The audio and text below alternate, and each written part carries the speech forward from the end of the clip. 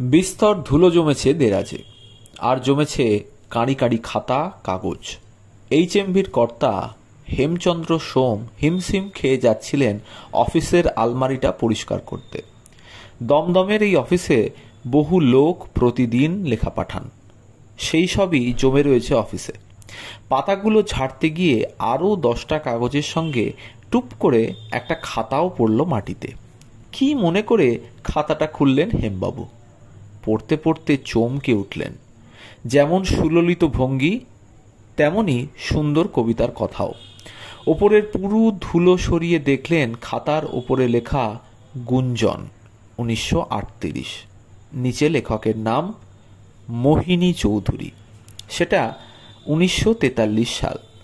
5 বছর ধরে এমন লেখা অনাদরে পড়ে আছে। মনে পড়ল লাজুক চেহারার একটা ছেলে প্রায় আসতো তার কাছে। বহুদিন হলো আশা ছেড়ে দিয়েছে সে। তৎক্ষণাৎ গানের খাতাটা সুরকার কমল দাশগুপ্তের কাছে পাঠিয়ে দিলেন হেমচন্দ্র সোম। মোহিনী চৌধুরীর প্রথম রেকর্ড রাজকুমারী ওলো নয়ন পাতা খোলো, সোনার টিয়া ডাকছে গাছে, ওই বুঝি ভোর হলো।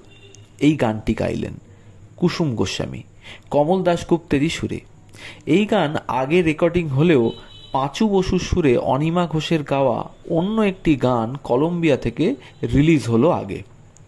1944 সালে কমল দাশগুপ্ত সুরে মোহিনী চৌধুরীর লেখা গান গাইলেন জগন্ময় মিত্র।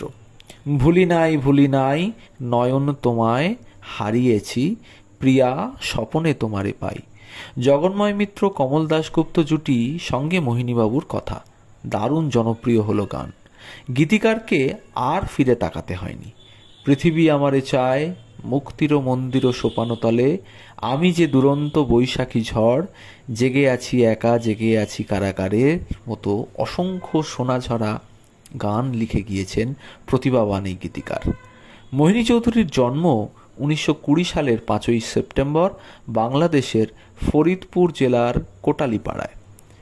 আর ভারতের স্বাধীনতা লাভের ঠিক আগে আগে মোহিনী লিখলেন তাঁর সম্ভবত সব থেকে জনপ্রিয় গান মুক্তির মন্দির সোপানতলে, কত প্রাণ হলো বলিদান, লেখা আছে অশ্রুজলে। গানটি রেকর্ড হয়েছিল কৃষ্ণচন্দ্র দের সুরে, তাঁরই কণ্ঠে। গানটি মুক্তি পেল স্বাধীনতার ঠিক পরেই। মোহিনী লিখলেন শুনি তাকদুম তাকদুম বাজে, বাজে ভাঙা ঢোল, ও মন যা ভুলে যা কি হারালি, ভোল রে ব্যথা ভোল।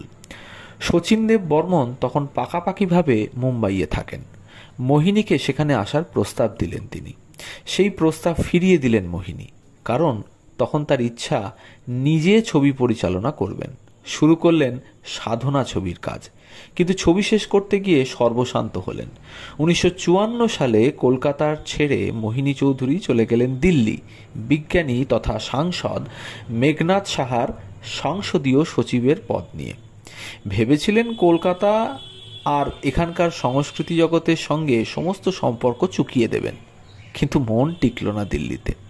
ততদিনে সাধনার মুক্তির সময় হয়েছে। সিনেমা ফ্লপ হলো। মেঘনাদ সাহাকে কিছু না জানিয়েই হঠাৎই একদিন চাকরি ছেড়ে কলকাতায় ফিরে এলেন মোহিনী। ভাগ্য বিপর্যয় পিছু ছাড়ল না। বিখ্যাত শিল্পপতি দেবেন্দ্রনাথ ভট্টাচার্যের কাছে চাকরি পেলেন। সামান্য কিছু টাকা আসতে লাগলো মাসে মাসে, কিন্তু গান আর ফিরে এলো না সেভাবে। 1987 সালের 21শে মে যেদিন মারা যান, সেদিনটাও স্টুডিওতে কাটিয়েছেন। রাতে ম্যাসিভ হার্ট অ্যাটাক। দাহ করে ফিরে এসে বাবার ঘরে এক টুকরো কাগজ পেয়েছিলেন তার মেজ ছেলে। নায়িকা সংবাদের প্রমোশনের বিজ্ঞাপন। প্রাপ্য পয়সা পেতেন না বলে লিখতে বারণ করেছিলেন বাড়ির লোক। প্রযোজকের অনুনয়ে বাড়তি কিছু না জানিয়েই লিখে দিয়েছিলেন মোহিনী। যে সৃষ্টির কোনো স্বীকৃতি ছিল না মৃত্যুর দিন, সেটা নিয়েই নাড়াচাড়া করছিলেন বোধহয়।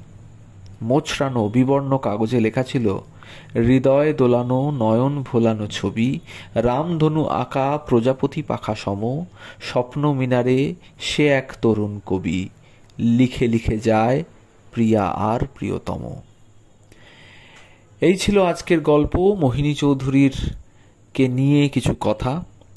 এই রকমই আরও গল্প পেতে আমাদের চ্যানেল গল্প হলেও সত্যি একে সাবস্ক্রাইব করুন, বেল আইকনটি প্রেস করুন পরবর্তী গল্পের জন্য।